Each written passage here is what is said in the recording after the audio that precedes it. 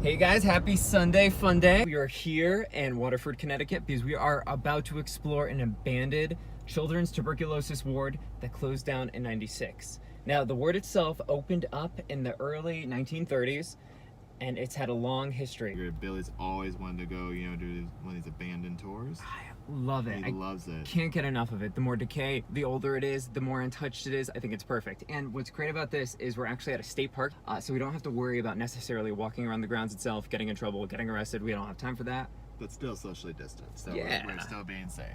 Exactly. All right. Excited.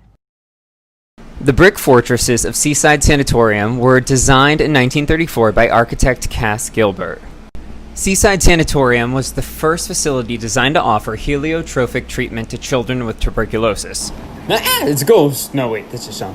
Like I was saying, heliotropic treatment involved spending prolonged periods of time in the sun in hopes that the exposure might help cure the patient. The theory is literally built into the facility, which is why it is facing out directly towards the water, facing the sunlight.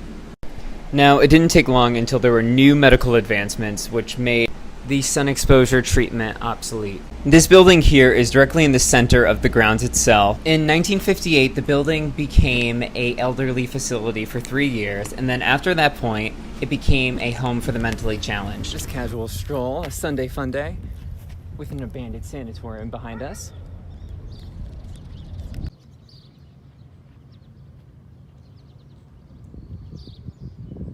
Straight ahead, there's a building that's even larger. We assume that this would have been the main building that was used for the facility, but we're not 100% sure. This here is the back of the building itself, and as you can see, it is absolutely massive. Unfortunately, the fences are a new addition. We were told by a local that the fences were put up after kids broke into the buildings and started a fire and were vandalizing them. So behind us, this is just one of the 3 huge buildings that we have here. And this one's massive. Actually, on top, you can see there's this beautiful lightning rod of a sailboat way up on that little peak right there. I do think, though, out of all the buildings, this is our least favorite. Or is this your favorite? What is it? They added on to it, looks like, in the front. So Looks like a school a little bit in the front like that they added on to. 60s add-on, so it doesn't really match the architecture, but... Oh, fancy. Yeah.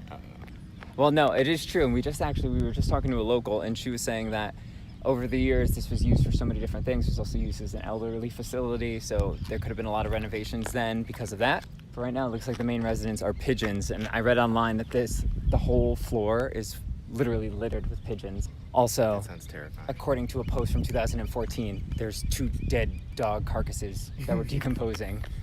A few people commented and left very detailed notes on that. Those lighthouses, though, beauty. During the 1970s, allegations came out that staff were abusing patients. And during the 1990s, patients were turning up dead at a higher rate than normal. The buildings were closed in 1996 and have been sitting abandoned ever since.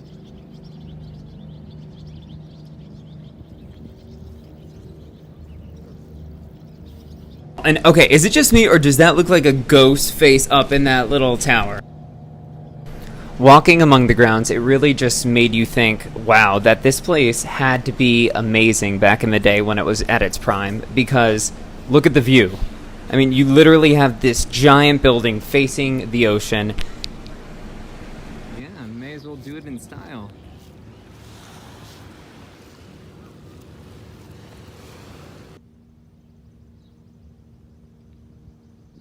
To the far right of the grounds is a smaller house that sits tucked away in a corner. Now, what's interesting is there's this house here, and then there's actually a residential neighborhood if you continue to walk straight.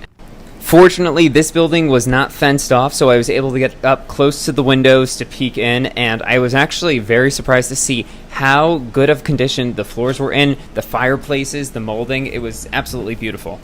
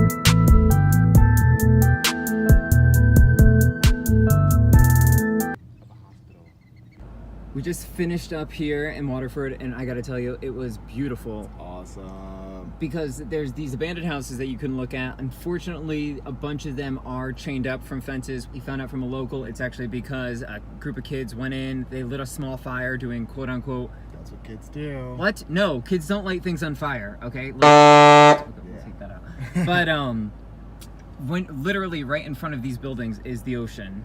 It's awesome. It really is. It's really pretty, actually. I was surprised. And yeah, being here, we were just looking on a map, but right on the cusp, it looks like on the outside of the sound. Yeah, so like it looks like Long Island, like you can like, it's right at the end of Long Island on the Connecticut side, so it's almost open ocean, so you actually get much nicer water. It's so, clear, except in that one spot, it was all like that's seaweed kinda hail. gross. But aside from that, and it's deep, and like the water was so refreshing. Next time coming, we would totally bring a bathing suit, so if you're in the area, I definitely would recommend make a beach day out of it, because there's plenty of things that you could do up here as a family. No parking charges. Hell yeah, no, and we're just parked in some grass right now, but everybody else is doing it, so we're okay. Yeah. But until next time, over and out. Yeah, over and out. Stay safe.